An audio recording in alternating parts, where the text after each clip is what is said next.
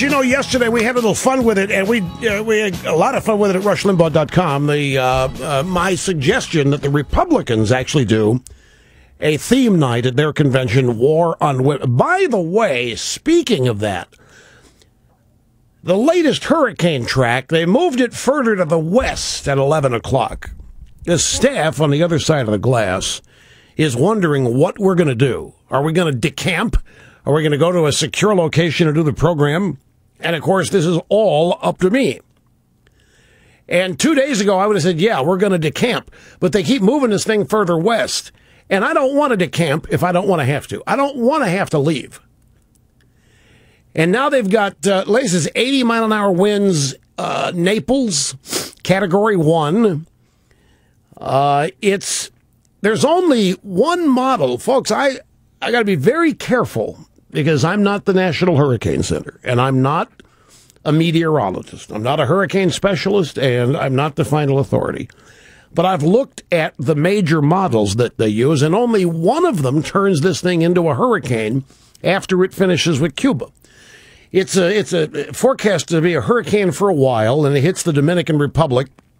One of the biggest enemies of a hurricane is high elevation. Changes air pressure. It can destroy the eye wall structure. And if it goes north enough over the Dominican, get into the high mountains there, could wreak havoc on the thing. Not dissipate it, but take it away from a hurricane down to tropical storm strength. And it's forecast to be over the Dominican Republic enough, Hispaniola, Dominican, and Haiti, that it should weaken. Then it becomes a hurricane just briefly, once again, from the Dominican to Cuba. And then over Cuba, it's over Cuba quite a while, according to this latest track. It'll weaken again. So it comes off of Cuba, heading to the Keys now. Key West, as they say it's going to turn into a hurricane. What I was going to tell you is only one model turns this thing into a hurricane. Only one model of the major models turns this thing into a hurricane coming off Cuba. So they're reporting it'll be a Cat 1, 80-mile-an-hour winds off of Naples. And then it just keeps tracking northwest and doesn't direct hit Tampa. It is going to be offshore a bit. But the primary wind field is on the east side of this thing. So the strongest winds could be in the Tampa area. So they got the mayor out there of Tampa talking about, oh, yeah, we'll shut down. We'll evacuate. We got no problem. We'll condense this thing. We got no problem shutting down this. What happens if they do? And we all know that Obama's out there steering this thing. That's like they said Bush was steering Katrina into New Orleans. There people actually believe that. So as far as it affecting us at the EIB Southern Command, see, there it is. Fox has got up there now. You can see the track. And it's a Hurricane 1 at Key West and a Category 1 way off of Tampa. But the wind field there, as I say, is on the eastern side of it, the primary winds. So it could. It's gonna be a tough call. It's gonna be a tough call because it could still veer in a direction that is not directly along that track that they have forecast. So, but at least as far as you guys on the other side of glass, I don't think we're decamping. I think we're going to hang in here. Heck with it. If you can't handle 80-mile-an-hour winds, you don't deserve to live here. It's the way I look at it. And if we lose power, we lose power.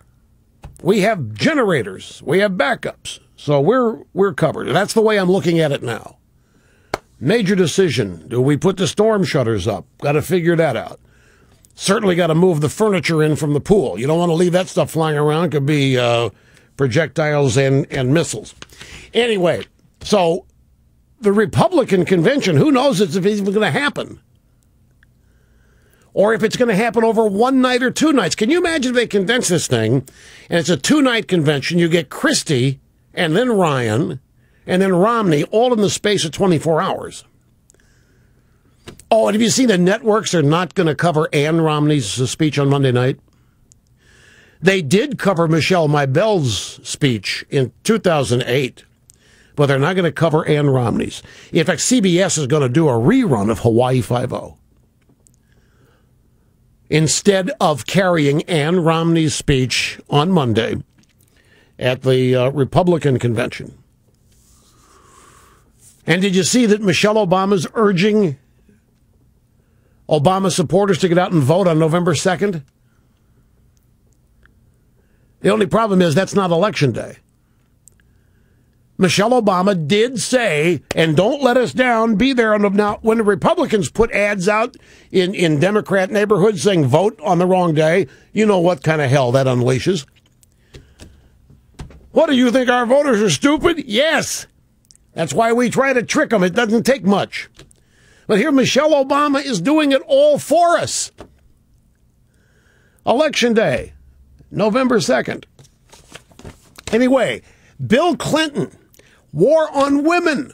What our idea was is to have all of the Clinton women on stage at a Republican war on women theme night. We have Jennifer Flowers, Kathleen Willey, Juanita Broderick. They ought to get Juanita Broderick up there anyway. They ought to bring her to the convention, let her speak, as she was the one who credibly accused Clinton of rape.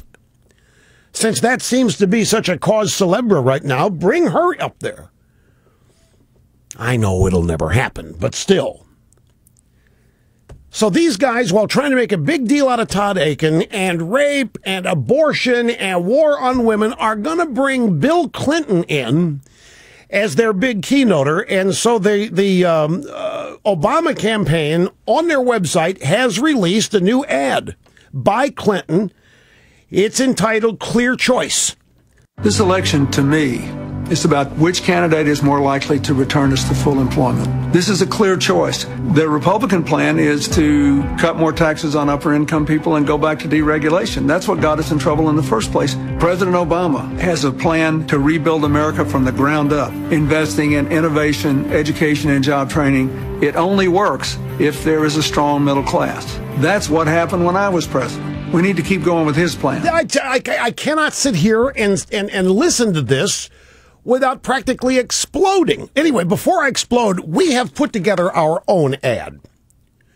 We put together our own version of Clinton and this ad interspersed with what Clinton really thinks.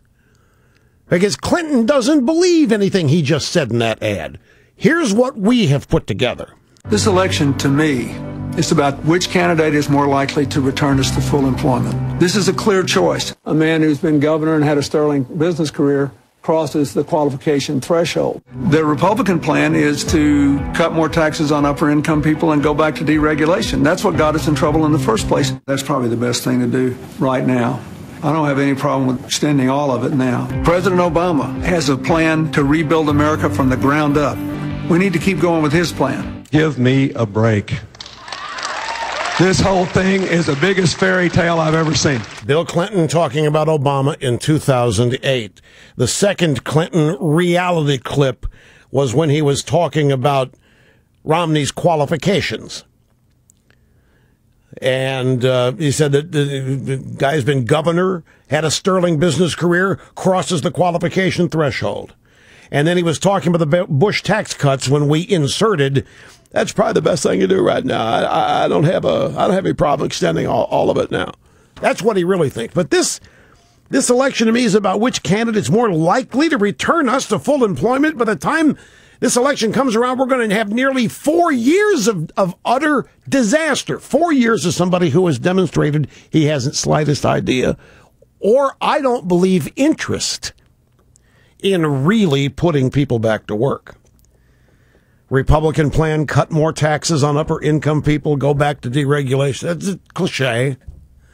But they know that their moron voters are going to believe it. That's what got us into trouble in the first place. Tax cuts on the rich is what got us into trouble in the first place. Obama has a plan to rebuild America from the ground up. That's because he's going to destroy it. There ain't going to be anything left. And if he's got a plan to rebuild America from the ground up, how come he waited 4 years to put it into play? If Obama's got this great plan, where is it? Because whatever he's doing now is doing the exact opposite of what Clinton claims Obama's able to do. Obama can't rebuild anything. He hadn't rebuilt jack. Obama's divided. He's destroyed. He's spending us into an oblivion. He's spending us into a fiscal collapse. Where we are is not sustainable. 4 consecutive years of $1 trillion deficits. That's never happened. What are the last 2 years of the Bush administration? Year 6, year 7, I forget which, the deficit was $167 billion. Barack Obama with 4 annual deficits in excess of $1 trillion. It's never been done before. Obama's going to invest in innovation. Innovation doesn't get invested in by the government. How do you invest in innovation? How do you identify it? This is maddening. Education, job training. Why do we need job training? There aren't any jobs. What do we need job training for? What are schools for? Why do people go to school? Why do you have schools and then job training centers? It's because the schools are in such bad shape. And it only works if there's a strong middle class. Well, we just learned from the Pew Center for the People in the Press that the middle class is in the worst shape that it's been in since the end of World War II. And who's been running things for 4 years? Even if you want to accept the lie that 8 years of Bush destroyed the economy, even if you want to believe that, would somebody tell me what the last 4 years have shown? Obama's not qualified. He hasn't the slightest idea how to rebuild a middle class. I frankly don't think he's that much interested in that anyway, but if he were, he doesn't know how. He hasn't the slightest idea how genuine and real economic growth occurs in the private sector. It's amazing. So even if you accept that 8 years, which is not true, but if 8 years of Bush destroyed the economy, and we know it's not true, somebody show me where in the last 3.5 or 4 years we got anybody who knows what to do to fix it. We don't. And I see this number, 52%. It scrolled out of my view. Now, 52% of the American people or middle class think Obama is best suited to rebuild the middle class. 52%.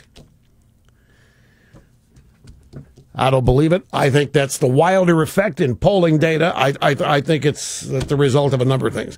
It can't, 52% of self-described middle-class adults say Obama's policies in the second term would help the middle class. The only way that can be true is if the middle class becomes nothing but a bunch of takers. Obama's policies are not oriented toward job creation. Obama's policies are not oriented toward expanding work. Obama's policies are oriented toward expanding government and handouts and expanding a number of takers. So if 52% of the self-described middle class say that Obama's policies would help the middle class, the only way that can be true is if you define helping the middle class by increasing government payouts, but certainly not creating jobs.